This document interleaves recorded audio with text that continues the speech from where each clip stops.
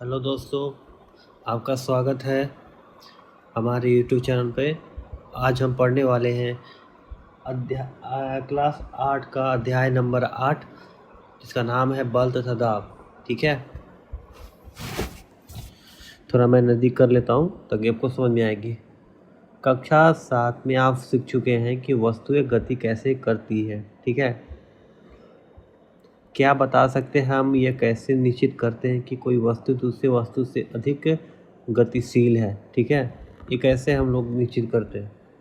किसी वस्तु द्वारा एकांक समय में चली गई दूरी क्या सूचित करती है, यानी एक एकांक समय में जो वस्तु कोई दूरी तय कर रही है उसे क्या सूचित करते हैं। आप ये भी जानते हैं कि ज़मीन पर लुढ़कती हुई गेंद जैसे कोई गतिशील वस्तु होती है वो धीमी हो जाती है। ठीक है, कभी कभी यह अपनी गति की दिशा भी बदल सकती है। यानी क्या होता है, गेंद की अपनी कभी कभी दिशा बदल जाता है।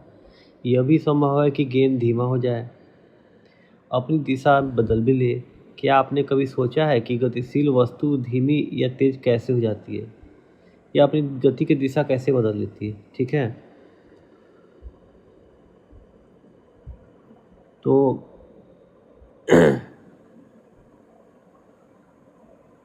तो कहने का मतलब है कि ये हमने डेली लाइफ के अनुभवों को स्मरण करते हैं। किसी फुटबॉल को गतिशील करने के लिए क्या करते हैं, किसी गतिशील गेंद को और अधिक तेज़ी से चलाने के लिए क्या करते हैं। एक कीपर होता है, गेंद को किस प्रकार रोकता है, या हॉकी के खिलाड़ी हॉकी से प्रहार करके, पिक्चर में आप देख सकते हैं, प्रहार करके किसी गतिशील गेंद की दिशा बदल देता है। उसके बाद क्षेत्र रक्षक बल्लेबाज द्वारा हिट की गेंद को कैसे रोकते हैं। इन सभी स्थितियों में गेंद की गति को तेज या धीमा कर दिया जाता है, अर्थात इसकी गति की दिशा को बदल दिया जाता है। ठीक है, तो हम प्रायः कहते हैं कि जब किसी गेंद को धक्का देते हैं, फेंकते हैं, ठोकर मारते हैं या प्रहार करते हैं या उस पर बल लगाया जाता है, तो बल क्या है और जिन वस्तुओं पे लगाया जाता है उन पर यह क्या प्रभाव डालता है। ठीक है, ये जानना है। अब आते हैं कि बल अपकर्षण है या अभिकर्षण है। ठीक है, कर्षण या अभिकर्षण, उठना, खोलना, बंद करना, ठोकर मारना, हिट करना, प्रहार करना, धक्का देना, खींचना आदि ऐसी क्रिया है जो प्रायः कुछ कार्य का वर्णन के लिए प्रयोग की जाती है। प्रत्येक कार्य प्रायः वस्तु की गति में किसी प्रकार का परिवर्तन लाने का प्रयास करता है। ठीक है, क्या इन शब्दों की जगह एक या अधिक शब्दों का प्रयोग कर सकते हैं, आइए ज्ञात करें। देखिए, इस पिक्चर में तालिका बनी हुई है जिसका नाम है 8.1। इसमें कुछ कार्यों को अपकर्षण या अभिकर्षण के रूप में पहचानना है। ठीक है, देखिए इसमें क्या है कि मेज पे रखी पुस्तक को गतिशील बनाना है, या ये कोई पुस्तक है जो मेज पर रखी उसको कैसे गति में लाना है, तो कार्य बता रहे उसको धक्का दीजिए, खींचिए या उठाइए। तो हम इसको अपकर्षण भी कर सकते हैं, अभिकर्षण भी कर सकते हैं। उसी तरह बताइए सब में क्या हो सकता है, इसको भरना है। देखिए अपकर्षण, आपका सवाल होगा कि अपकर्षण क्या होता है।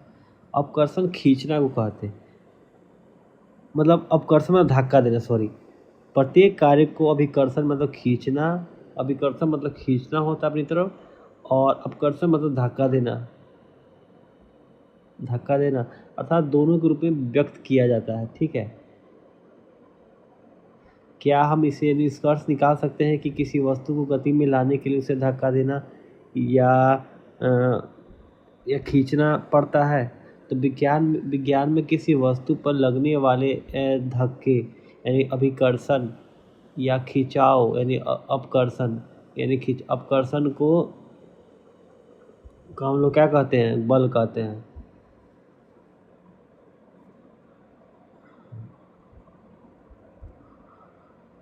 तो अब हम कह सकते हैं कि वस्तुओं को दी गई गति बल लगने के कारण होती है। वस्तु को बल कब लगता है ये इसके बारे में पढ़ेंगे। तो इस पिक्चर में आप देखिए, कार के पीछे एक आदमी खड़ा हुआ है, वो कार को धक्का लगा रहा है, तो यानी बल का इस्तेमाल कर रहा है, यानी धक्का दे रहा है। उसके बाद बैल को देखिए, बैल को ये अपनी तरफ खींच रहा है, बैल उसको अपनी तरफ खींच रहा है। ये लड़कियों का देख लीजिए, कौन यानी सब उदाहरण से ये हम निष्कर्ष निकाल सकते हैं कि बल लगाने के लिए कम से कम दोनों वस्तुओं में अन्योन्य क्रिया होनी आवश्यक है। यानी इस प्रकार दो वस्तुओं के बीच अन्योन्य क्रिया के कारण उनके बीच बल लगता है। ठीक है।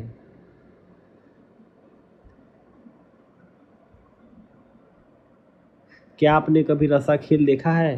देखिए एक पिक्चर देखिए, दो मित्र है जो बस एक भारी वस्तु को धक्का दे रहे हैं एक ही दिशा में, एक ही दिशा में, एक विपरीत दिशा में। ठीक है।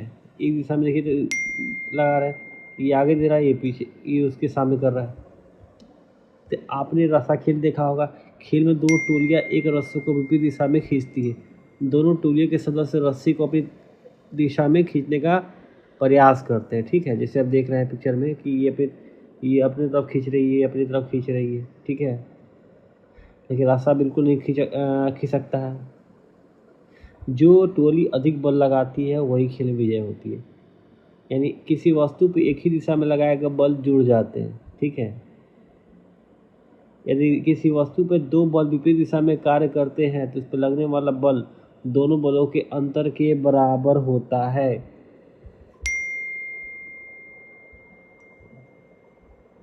क्रियाकलाप 8.2 में आप दोनों भारी संदूक को विपरीत दिशा में धकेल रहे थे। इस पर लगने वाला जो बल है ना, वो दोनों बल के अंतर के बराबर होता है। इस देखिए स्मरण कीजिए कि रस्सा कस्सी के खेल में जब दोनों टोलियाँ रस्सी पे बराबर बल लगाकर खींचती है तो रस्सा किसी भी दिशा में नहीं जाता है। इस प्रकार हमने सीखा कि एक बल दूसरे से बड़ा या छोटा या बराबर हो सकता है। बल की प्रबलता प्रायः उसके परिमाण से मापी जाती है। बल के बारे में बताते समय दिशा का उल्लेख करना भी आवश्यक है जिससे बल कार्य करता है। यह भी याद रखिएगा कि यदि लगाया गया बल की दिशा या परमाणु में परिवर्तन हो जाए तो इसका प्रभाव बदल जाता है। ठीक है।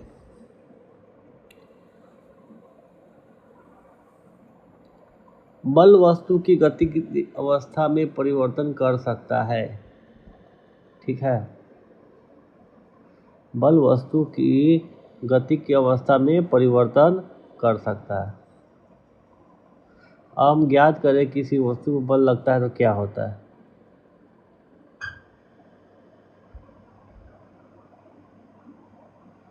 इसमें है पिक्चर में, देख लीजिए कि क्या होता है।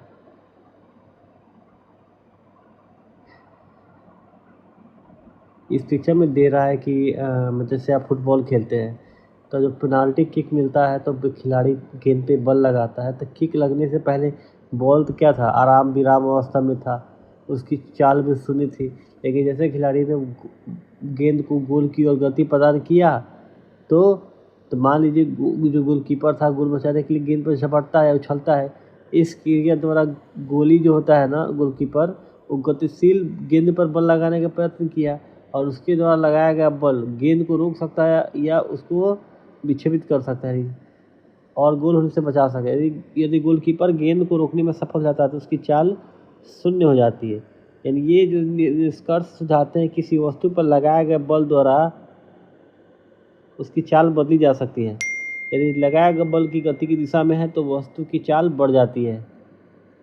यदि बल वस्तु गति की दिशा के विपरीत दिशा में लगाया जाए तो वस्तु की चाल कम हो जाती है। ये पिक्चर में टायर का भी एग्जाम्पल दिया हुआ है कि तेज गति से तभी चलेगा जब लगातार धक्का देंगे।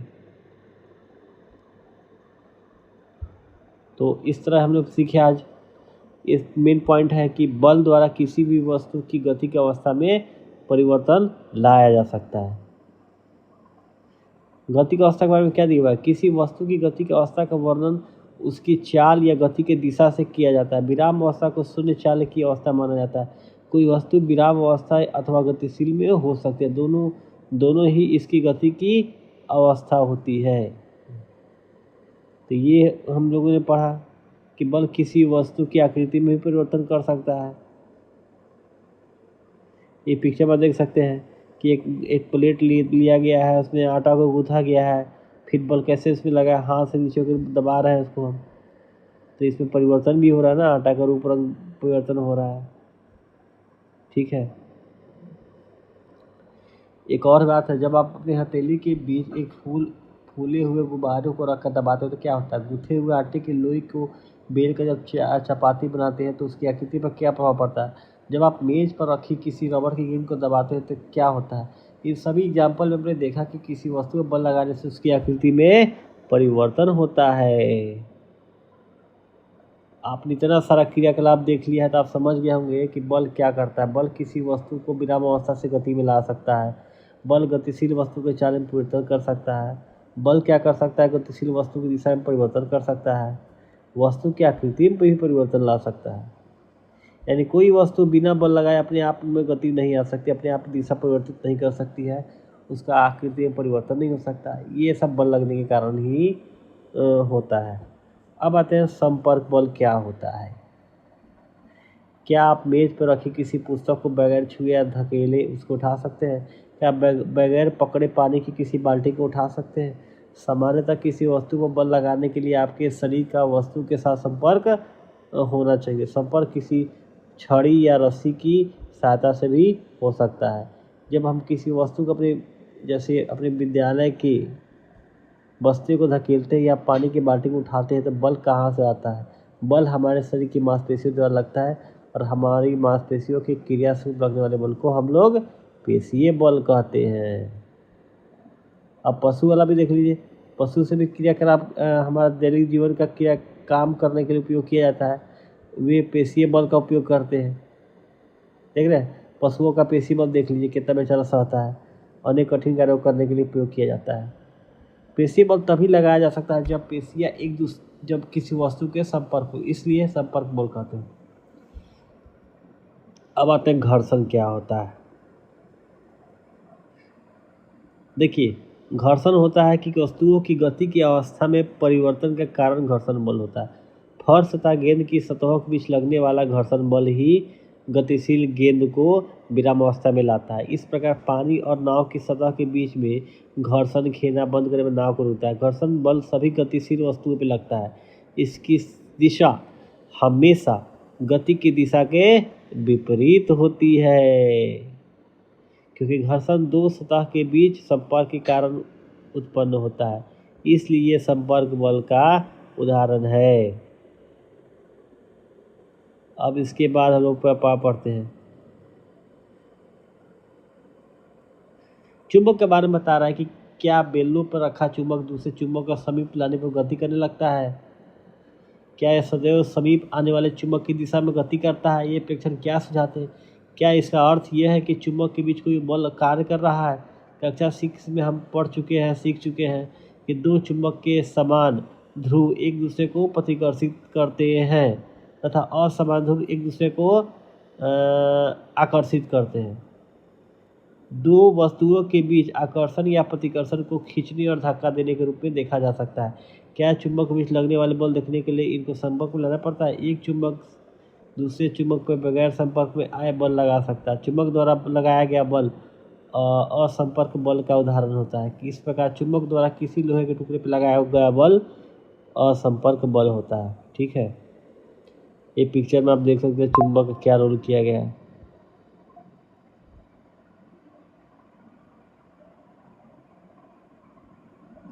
देखिए, एक और चीज़ है कि पिक्चर में 8.11 दिया है कि कागज़ से रगड़ा हुआ स्ट्रॉ दूसरे स्ट्रॉ को आकर्षित करता है। यदि लटका हुआ स्ट्रॉ भी कागज़ की शीट से रगड़ा जाए तो वो उसे प्रतिकर्षित करता है। कागज़ की शीट से रगड़ा जाने पे स्थिर वैद्युत आवेश उत्पादित करता है। ऐसा स्ट्रॉ आवेशित वस्तु का एक उदाहरण है। एक आवेशित वस्तु द्वारा किसी दूसरी आवेशित या अनावेशित वस्तु पर लगाया गया बल स्थिर वैद्युत बल कहलाता है। वस्तुओं के संपर्क न होने पर भी यह बल कार्य करता है, इसलिए स्थिर वैद्युत बल और संपर्क बल का एक एग्जाम्पल है। अब पढ़ते हैं गुरुत्वाकर्षण बल क्या होता है। आप जानते हैं यदि कोई सिक्का या पेन आपकी हाथ से छूट जाए तो धरती की ओर गिरता है। पेड़ से अलग होने के पश्चात पत्तियां या फल भी धरती की ओर गिरते हैं। क्या आपने सोचा है ऐसा क्यों होता है। जब सिक्का आपके हाथ में पकड़ा हुआ है तो ये विरामावस्था में, जब इसको छोड़ा जाता है तो नीचे की ओर गिरना प्रारंभ होता है। इससे स्पष्ट है कि सिक्के की गति की अवस्था में परिवर्तन होता है। क्या इस पर बिना बल लगे ऐसा हो सकता है। यह बल कौन सा है। इसके बारे में है कि वस्तुएं पृथ्वी की ओर इसलिए गिरती है क्योंकि ये उन्हें अपनी ओर आकर्षित करता है। इस बल को गुरुत्व बल या गुरुत्व कहते हैं। यह एक आकर्षण बल है। गुरुत्व बल प्रत्येक वस्तु पर लगता है। गुरुत्व बल सभी पर हम हर समय बगैर हमारी जानकारी के लगता है। जैसे हम नल खोलते हैं, पानी धरती ओर बहने लगता है। गुरुत्व बल के कारण ही नदियों में पानी नीचे की ओर बहता है। ठीक है, अब दाब के बारे में पढ़ते हैं। दाब क्या है? क्या दाब या बल में कोई संबंध है? ठीक है,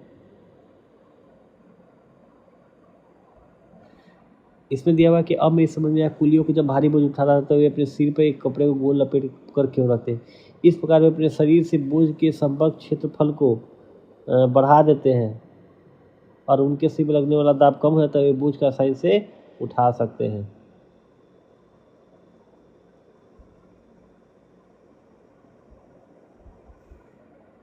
तो ये सब हम लोग को पढ़ना है। मेन चीज़ था जो मैंने आपको बता दिया, क्रियाकलाप है, इसमें आप पढ़ के समझिएगा। ठीक है, अब इसके बाद हाँ, गैसें जिसे दीवार पर है। स्मरण कीजिए कि साइकिल के ट्यूब में पंक्चर हो उसके अंदर की हवा का क्या होता है। ये परीक्षण दिखाते हैं कि वायु फुलाए हुए गुब्बारे या साइकिल के ट्यूब को की अंदर की दीवारों पर दाब डालती है। इस प्रकार हम कह सकते हैं गैस जिस बर्तन में रखी जाती है उसकी दीवारों पे दाब डालती है। ये सब हम लोग पढ़ा। अब आते हैं वायुमंडलीय दाब किसे कहते हैं। हम जानते हैं कि हमारे चारों ओर वायु है। वायु के इस आवरण को हम लोग क्या कहते हैं? वायुमंडल कहते हैं। वायुमंडलीय वायु पृथ्वी के तल से कई किलोमीटर ऊपर तक फैली हुई है। इस वायु द्वारा लगाए गए दाब को वायुमंडलीय दाब कहते हैं। हम जानते हैं कि प्रति एकांक क्षेत्रफल पर लगने वाला बल को हम दाब कहते हैं। यदि हम एक इकाई क्षेत्रफल की कल्पना करें और इसके ऊपर वायु से भरा एक लंबा बेलन खड़ा हुआ माने, तब इस बेलन में वायु पर लगने वाला गुरुत्व बल वायुमंडलीय दाब के बराबर होगा। ये क्या बोला, फिर से देखते हैं कि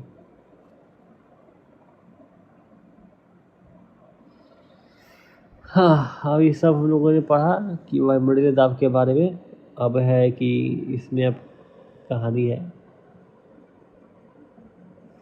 क्या आप जानते हैं इसमें कि 17वीं शताब्दी तक जर्मनी के एक वैज्ञानिक ऑटो वॉन गेरिक ने बर्तन से वायु बाहर निकालने के लिए एक पंप का आविष्कार किया। इस पंप की सहायता से उन्होंने नाटकीय ढंग से वायु दाब के बल का प्रदर्शन किया। उन्होंने धातु के 2 खोखले अर्धगोले लिए जिनमें प्रत्येक का व्यास 51 सेंटीमीटर था। इन गोलों को एक साथ जोड़कर उनके बीच की वायु निकाल दी। तब प्रत्येक अर्धगोले पे 8 घोड़े विपरीत दिशा में खींचकर अलग करने का के लिए लगाए और वायु का दाब इतना अधिक था कि इतने घोड़े भी अर्धगोले को अलग नहीं कर सके। तो इस चैप्टर में हमने क्या सीखा, जो मैंने बताया आप देख सकते हैं। इस चैप्टर में यही सब था कॉन्सेप्ट, जो बल के बारे में था, दाब के बारे में था, ये सब चीज़ें इससे था। संपर्क बल मैंने पढ़ाया आपको। प्रतिक्रिया क्षेत्र पर लगने वाले बल को दाब कहते हैं। द्रव तथा गैस बर्तन की दीवार पर दाब लगाते हैं, ये सब मैंने पढ़ा। तो आपको उम्मीद करता हूँ कुछ समझ में आ गया होगा। और ये क्वेश्चन देख लीजिए, कुछ इसको सॉल्व कीजिएगा। मैं सब बता रहा हूँ आपको, ये क्वेश्चन भी सॉल्व कर लीजिएगा।